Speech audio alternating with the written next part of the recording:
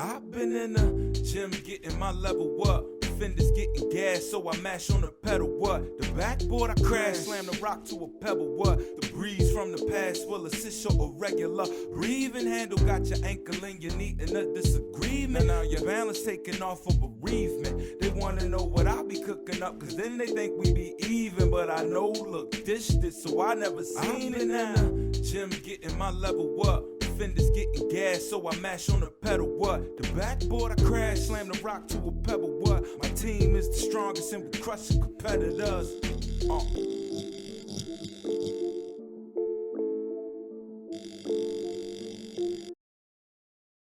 What's up, everyone? How are you guys doing? The Fast Break is back, and it is time to hoop it up. So let's start things off with a little Aggie Eagle action. North Carolina Central makes the trip to Greensboro, North Carolina, to take on their undisputed #1 rival, North Carolina A&T. Let's kick things off, as we do every week, with Wally Pitt. It's the Aggie Eagle Hoops Classic 2020 in Club Corbett, and yeah, that TV network was there, but y'all already know who they was really hyped to see.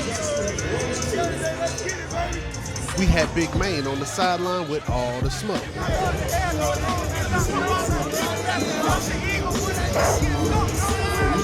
There were Aggies in the stands, barking at Eagles on the court. And Club Corbett was all the way up in their bag. I gotta shout out all the fans because it was too hype up in there for this one. NCCU came into the club in first place in the MEAC, while A&T held down the third spot. But with only a game separating them in the standings, this one had everything you could want in a rivalry game, including the layup line dunk contest of the year. My man Ron Jackson was out here doing dunks I saw on All-Star Saturday night. Here go a 360 East Bay Funk. And you know he had to bring his windmill packages out. Quay Parker, he just liked showing off the bounce, but he did give us a casual between the legs just to let us know he got it like that. And shout out to the boy Darius Maddox, cause Buddy got bunnies like a country meadow in the springtime. You gonna slap boards with the left and finish right, huh? Okay, bro, I see you. And I can't leave the Eagles out cause the boys from the Bull City came in with some jams too. And the dunk show didn't stop once the ball tipped either. A&T started off how they always do, a baseline alley-oop to Quay Parker. Ron Jackson misses the three, but Dre Jackson had the putback. Aggies up 8-0 early. Central trying to get back in it, Evan Claiborne with a strong finish at the rim. But then the Aggies with the D. Quay Parker denies the entry pass. A&T with the steal, Quay Parker on the other end with the three.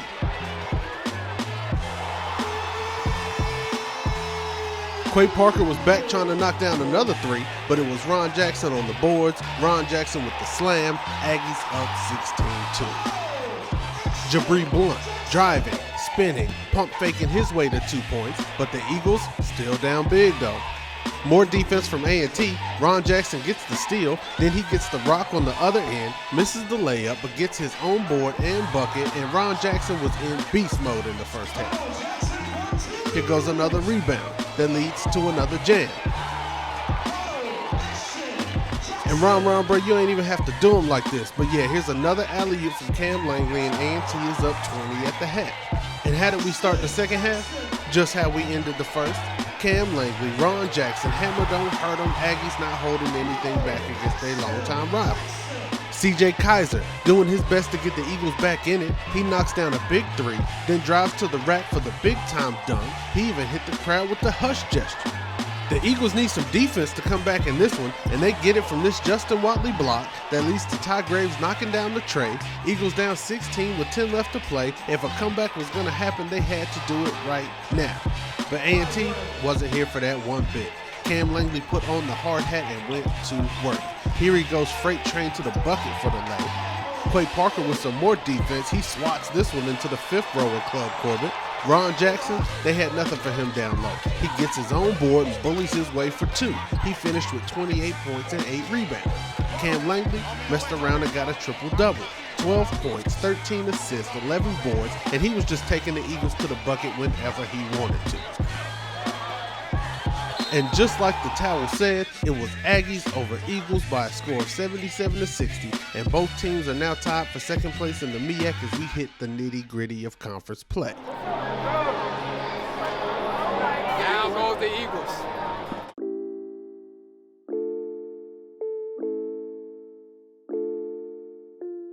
Welcome back to the Fast Break, everyone. I'm Tali Carr. It's been a busy couple of weeks in the AUC, the Atlanta University Center. I had a chance to pull up on that big matchup. It happens twice a year. Clark Atlanta and Morehouse. This is how round two went down. We are beating the drum for Clark Atlanta versus Morehouse at Clark Atlanta this time. Ever get the feeling you're kind of in the way? Oh! Starting lineups, they played country music for Morehouse. The Shade. All right, we get the lights. I am the camera. Here's the action. Malik Williams taking it to the defender's chest. Clark Atlanta on the fast break. That's Shannon Smith. He is there to clean things up. Colin Bell on the block. That is what you call a mismatch. Tyler Singleton on the steal. And the finish, the crowd is loving it. You notice all the Clark Atlanta highlights? Yeah, that's because they came out of the gate strong. Romaine Thomas. And that's too easy. Clark Atlanta up 21-5. I told you it was strong. Still not done. Singleton cruises in. Just before the break, mama, there goes that man, is Shannon Smith. 4 for 6 on three-pointers on Saturday afternoon. A team high, game high, 18 points. At the break, 33-11. Did not expect that. But it was still hype. Don't get me wrong. Second half, more of the same game. Thomas off the pick and roll. Too easy. Down on the block, Colin Bell. The low block scorer that George Lynch desperately needs. Well, yeah, anytime he catches the ball in the paint, he has to shoot it. We need a post presence. I think it will open up the lane for our shooters and cutters. It was about 4 minutes to go in the second half before the Maroon Tigers even scored. Cairo Whitfield, he led Morehouse with 12 points. Shannon Smith again. Did you know this kid was a walk-on? Romaine Thomas, corner. No. Loose ball. Who gets it? The Bell, of course. A little flick of the wrist on the reverse layup. Tremel Gooden for Morehouse. One of his wide receiver moves. Maroon Tigers showing some life briefly. Devin Russell. And then is Jarius Adley. He comes up big here for the and one. But the deficit at that point was so large, it hardly even mattered. Smith again, filling it up. Colin Bell, he was 5 of 6 from the floor, 12 points, 7 boards, and one of the crowd favorites in Clark Atlanta's 72-46 win over Morehouse. And it's fun. It's really fun, actually. Like, I try to act like I don't really hear it, but I definitely hear it, and I definitely appreciate it. I think the buckets are loud. It might look like I had 20 and I could have 4 points. It just is what the buckets look like, and I think that's good because it gives the fans something to cheer about. As long as I'm productive, I think that's all that matters. Yeah, he's like I said, he's well loved on campus. Maybe to a fault. But he has a great personality. I'm sure everyone likes him just like his teammates. With 3 games to go, we might be 1 or 2 games or half a game out. We got Albany State coming in Monday. It's senior night, and it's probably could be for the conference title, regular season. Well, Clark Atlanta got that win, a big win, but they are still in a dogfight for the top spot in the SIAC East because they followed up that Morehouse game with a loss to Albany State at the buzzer. So coming up next week, we'll talk more about tournament seedings as we get closer to the postseason. Well, still to come, we are getting you ready for the CIAA tournament, and we have a little basketball and brotherhood to talk about later as well. You're watching The Fast Break.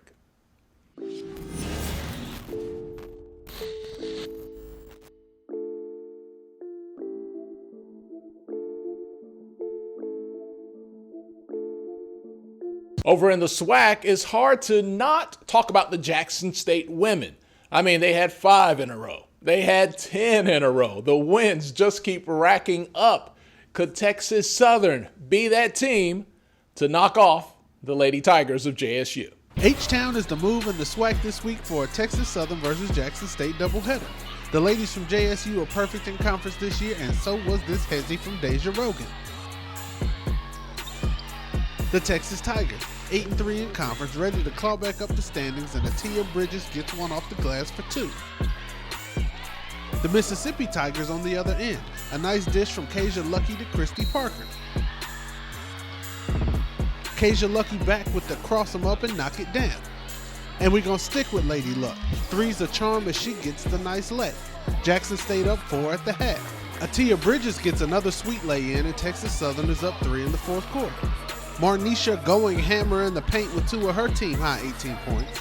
Then it's Lucky with the double clutch. Jackson State's down only 1 and they cranking it up on the bench. Hamer was just too big down low. V is up 2 and they wouldn't look back as the Tigers remain perfect in the SWAC with the 72-61 win. On to the Feathers where Texas Southern came back like Jordan in the 4-5. Jackson State cooking up early though. Javius McGinnis gets the putback. Then it's big man Khalil Spitzer with back-to-back big dog pit bull status buckets in the paint. Benji Wallace knocks down the triple. So does Kanan McClellan.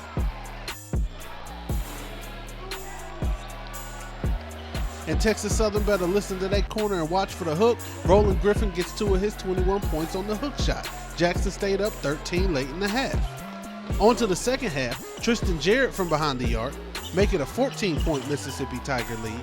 But here come them boys from H-Town. Tyreek Armstrong behind the back, pump fake with the shooter's touch on the left-handed floater. Then JSU's Javius McGinnis opening up the biscuit and putting some jam in that bad boy. Jackson State lead back to 12. Justin Hopkins had 23 and 8 on the night, including this tough basket at the rim, and the Jackson State lead is all the way down to 1. Texas Southern with the steal. Tyreek Armstrong with the lay. Texas Tigers up 1 with just over 5 minutes left to play.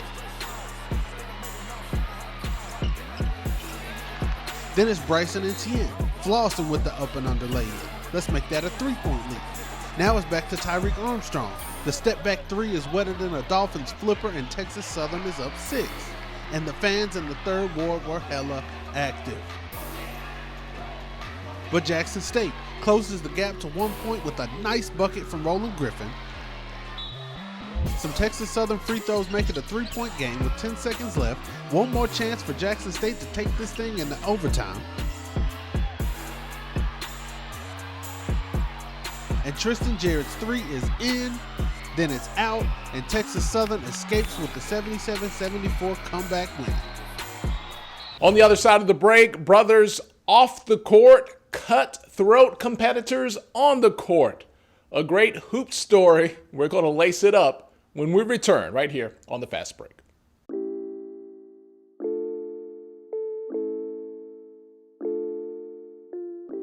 Welcome back to the Fast Break, everybody. It's your man, 50 Grand, Wally Pitt, coming to you from the Spectrum Center, Charlotte, North Carolina, where in just a few days' time, it's going to be on and cracking in here for the CIAA tournament. Now, for most of the guys on the court, they know each other from the crib or they played AAU together, and do trust, this won't be the first time their paths cross on a basketball court. But for Rob Cologne from Winston-Salem State and Zach Hodge from Elizabeth City, they've gone from high school teammates to rivals in the CI. And I sat down with Rob and Zach to talk about how the game of basketball can make you both brothers and rivals at the same time. Robert Cologne in Jacksonville, North Carolina, and I play at Winston-Salem State University. You don't never know what Rob's gonna do. He real flashy, handles, crazy, 3-point shot, you know what I'm saying, everything. Zach Hobbs, Maysville, North Carolina, and I play at Elizabeth City State University. He can score the basket, athleticism, he can shoot, guard the best player, 3-point shot, driving, change the layups when he drives down to the lane. I mean, we both got that killer mentality, you know what I'm saying? Definitely. But it's like, it's different, it's like respect.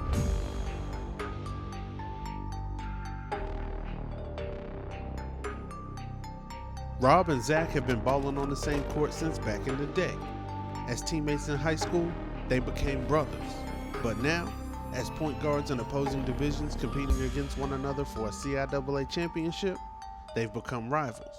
But their journey began as two kids playing ball at the rec.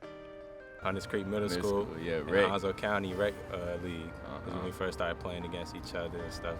I don't know how old you were. Yeah, we was young, at least. Like 9, 10 years old. Yeah. Everybody started to compare us then, like, off the rip. We young, we super young, like 9 or 10. They comparing us like, yeah, it's crazy, you know what I'm saying, how good they are as they being young and stuff. So it was just crazy how we just clicked. We played on separate teams at the time, but we got this thing called like All-Star Classics for the rec league. Basically, it's like the best players on that in that rec league. We all play together on one squad to play against the other leagues. It wasn't planned for us to just come play with each other in high school. I was supposed to go to another school, like I stay in Maysville, but I used to go to most of the games, like wanting to play at Northside, and it's just crazy because I see Rob, he killing. Like me being a grade, up than Zach, I was hearing like, oh, Zach trying to come over to Northside. So I'm already thinking like, shoot, my junior year is when we started clicking.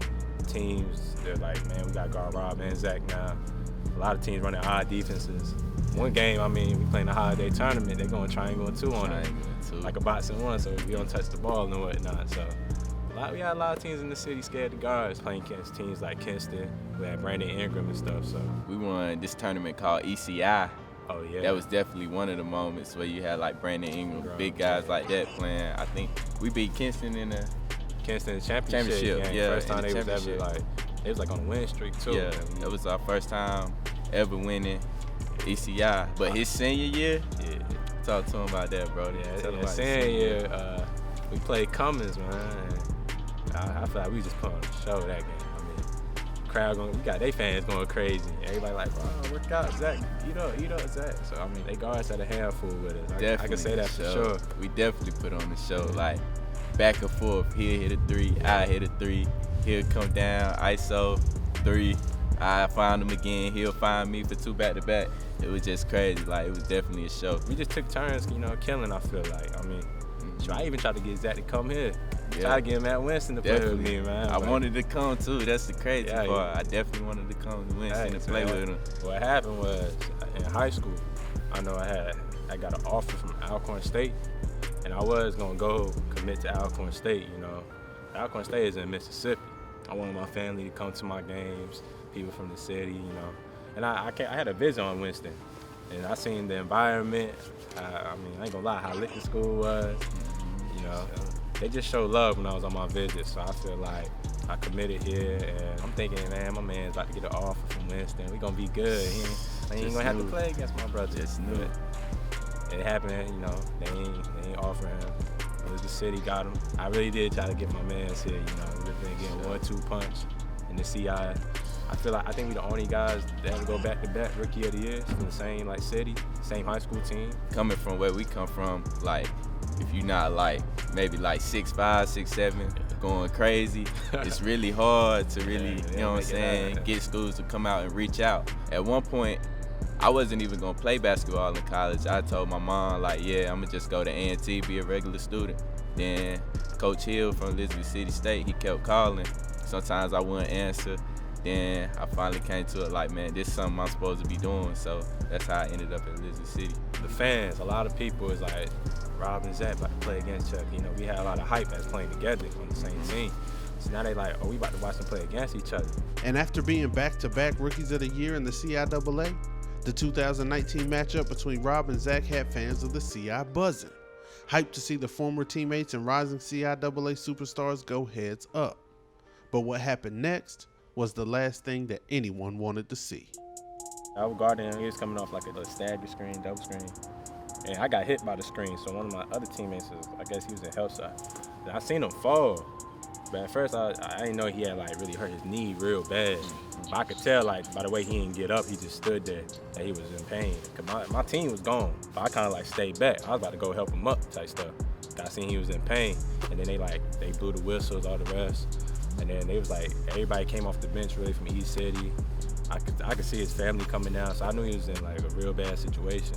It was so crazy to me because, like Rob said, this game is definitely anticipated. So many people were texting, calling me, you know what I'm saying, calling Rob. We talking to each other every day.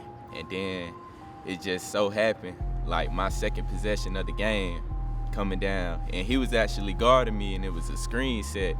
And I did a little hesitation move and went to the rim, and it just snapped. And I really didn't know until I looked into the crowd and I seen people like covering their face and stuff like that. And then I seen Rob come back. I seen him look back anyway when I fell at first, and then when he came back, I seen on his face like, this ain't good. Then when I finally looked down, I seen it. I didn't even know how to feel. I just knew it was over at that point. It did mess my head up for the rest of the game, seeing my brother like that, you know, wanted to play against him. So definitely, we wanted to put on the show. Yeah. That was definitely. I wasn't expecting that. So, I ain't never really seen. I mean, I heard about his knee probably, you know, in high school. Sometimes he like, my knee hurt a little bit, but I ain't never think it'd get to that. Like a snapped knee or something. So yeah, that was crazy. Yeah, but it was all love because he pulled up to the hospital. Yeah, straight after the game, Straight after the game, he pulled up to the hospital. He didn't leave hospital till like 3, 4 in the morning. We just talking, you know what I'm saying? He making me laugh, I'm making him laugh. Yeah. We just kicking it, waiting till my surgery in the morning. Cause I can't even lie, like the whole CI, like shout out to everybody, like they was hitting me up, definitely checking on me, you know what I'm saying, when they found out the news. But I just kept my mental up, because I mean, I watch the games on CIAA Network every game. I'm watching Rob, I'm watching Roger Ray, shout out to Roger Ray. He hit me up, called me. He was sending me videos through messages when he was going through therapy, you know, when he started jumping and everything. So, you know, I got back home and he could kind of move a little bit. So I'm like, shoot, let's go to the gym then, Zach, you know what I'm saying? That's exactly what he told me. And a couple of times we just getting shots, so I could tell he won't really like move as, you know, he won't really trust in it a little bit, but he slowly kept on doing it. He started hooping more and more, and I could tell he was getting back to himself. A year later, Zac is back, and so is the hype to see him and Rob get it back cracking on the court again. Packed house, you know.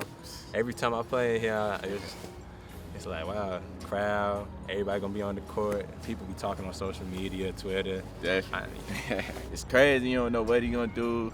He trying to do Showtime. It's gonna be Showtime. Go out, Rob Cologne. So say like LeBron going against, you know, Kawhi Leonard or Kevin Durant or something. You know, they gonna go at each other. They gonna try to kill each other, but it's not like I'm going at Zach. Like, you sorry, man. Yeah. Like, you ain't nothing. Definitely you ain't nothing to respect. me. Yeah, it ain't none of that. Cause, you know, at the end of the day, it's still my brother. Man, the emotions is high, like, cause you know it's that game that everybody been waiting for. Like, they wanted to see it last year. You know, they really coming to see now. You know what I'm saying? And I'm back, and it's like crazy. Like, I feel so good being around this atmosphere right now with my brother. Like, it just means a lot, and I'm just ready to play, but we want to put on the show, you know what I'm saying? Yeah. Of course, you know, I hope we win, but at the end of the day, you know what I'm saying, that's my brother. And on a cold, rainy night in early January, the brothers were once again rivals, as Elizabeth City State came to Winston-Salem with the game center ready for the Rob and Zac show.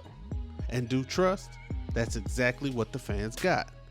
Rob Cologne got it started, showing off his trademark flash. Zach Hobbs was back with the shifty lay-ins like the injury never happened. Then he blows by Rob and drops off the dime for the trip to the rim. But then Rob gets by Zach for a trip to the line late in the game.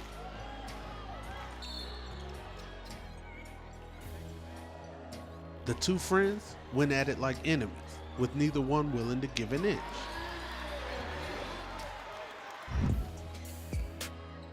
And when the smoke cleared, Zach had filled up the stat sheet with 12 points, 4 assists, and 3 steals.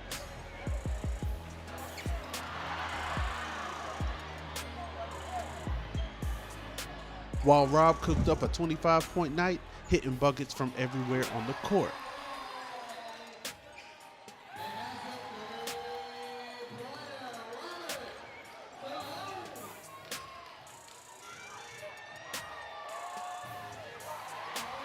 And with the game on the line, the ball was in his hands. Rob gets off a 3 to try to win it, but it rims out, giving Zach and the Vikings a 1-point win. And when the final buzzer sounds, the rivals become brothers again. And with the CIAA tournament around the corner, Rob and Zac can look forward to the possibility of becoming rivals one more time, with a chance to cut down the nets in the Spectrum Center as a CIAA champion.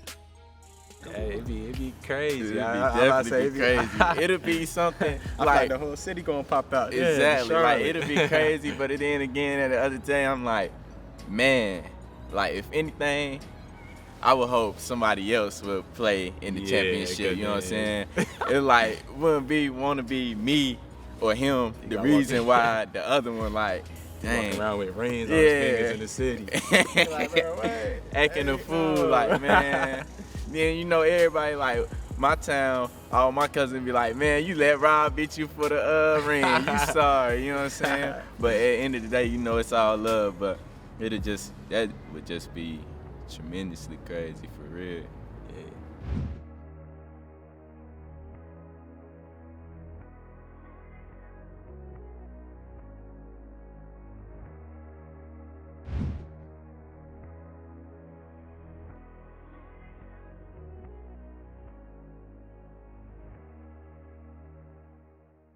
If you love stories like that, you can find more if you stay connected with us at HBCUGameday.com. You can sign up for alerts on our website. We also have some great offerings on our OTT channels. You can find that at Roku and on Fire TV.